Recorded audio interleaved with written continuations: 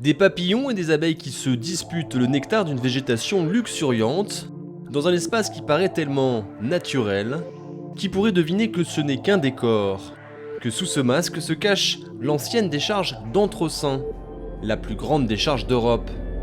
100 ans d'accumulation de déchets en tout genre. Une décharge qui causera d'importants dommages environnementaux. Aujourd'hui, sous cette végétation, c'est une véritable usine à gaz. Un gaz produit par la dégradation des déchets enfouis et capté grâce à plus de 250 puits. Le biogaz est aspiré au sein même du massif de déchets par des surpresseurs. Il est ramené jusque sur le site où il est séché puis traité par charbon actif et graphite actif, où on fiche tous les polluants du biogaz. Suite à cette préparation de gaz, on le transfère vers les groupes électrogènes, les groupes moteurs, pour produire de l'électricité.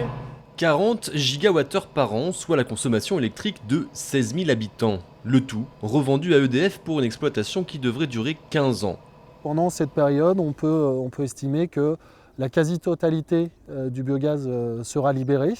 En tout état de cause, l'installation est prévue justement pour s'adapter à la décroissance du débit de biogaz dans le temps. Reste un problème épineux, la nappe phréatique, polluée par les lixivias, le liquide résiduel des déchets qui continue de couler inexorablement vers les profondeurs. Un système de drainage et de pompage permet aujourd'hui de capter une grande partie de cette pollution. L'eau descend dans le massif de déchets en fond de casier, elle est drainée et captée avec des stations de pompage. Ces stations de pompage renvoient les eaux vers ce bassin tampon, où elles sont oxygénées. Elles sont ensuite reprises avec une nouvelle station de pompage qui se trouve sur la zone de traitement de ces eaux. Des eaux qui finissent dans des cuves pour être complètement asséchées. Dans ces modules-là, on essaye de recréer l'atmosphère du Sahara. Donc on utilise pour cela l'énergie calorique issue de la production d'électricité. Donc on a une boucle de chaude qui circule à travers l'ensemble de ces modules. Et on a à peu près, ce qui donne à peu près une 60aine de degrés à l'intérieur de ces modules. On force l'évaporation naturelle. Et une fois hyper concentrée, cette boue de lixivia est traitée en filière spécialisée. Malgré ce procédé qui semble efficace, le site continue, dans une moindre mesure, de polluer la nappe phréatique. Bien sûr, à l'heure d'aujourd'hui, oui. C'est encore très actif, mais nous n'en sommes qu'à nos débuts en la matière. Donc il faudra du temps pour... Bon, on draine, on pompe, on fait des rigoles, etc., on capte, mais ce n'est pas suffisant. Et en plus, il faudra des années et des années pour laver le sous-sol. Et ça ne pourra se faire d'une manière naturelle. C'est le temps qui jouera pour nous. Selon les estimations, il faudrait près de 30 ans pour arrêter définitivement l'hémorragie. Quant au ruissellement des eaux de pluie, des rigoles les acheminent vers un système d'épuration naturelle. On a à l'extérieur 4 lagunes de 2500 m² qui achèvent la dégradation, notamment au niveau biologique de ces eaux chargées. Voilà. Donc là, on se trouve sur l'entrée de la première lagune.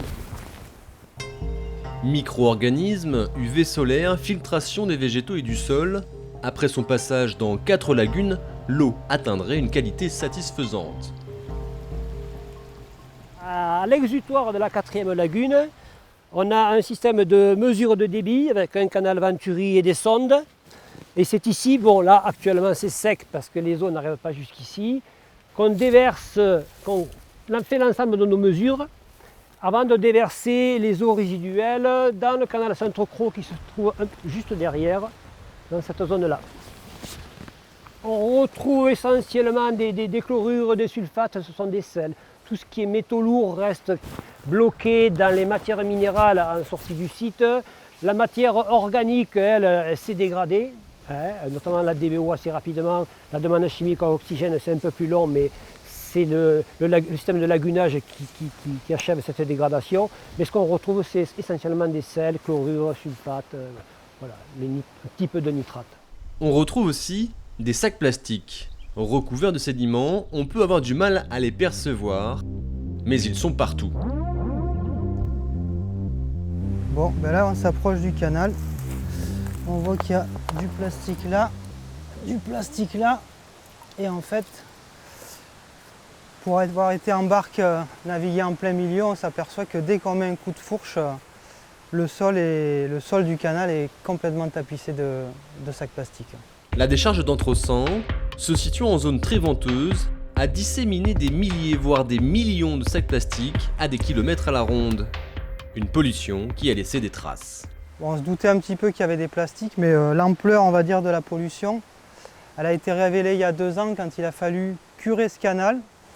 Et en grattant le fond, on a sorti là sur plus de 2 km des dizaines de tonnes de plastique qu'on a accumulées sur la digue derrière.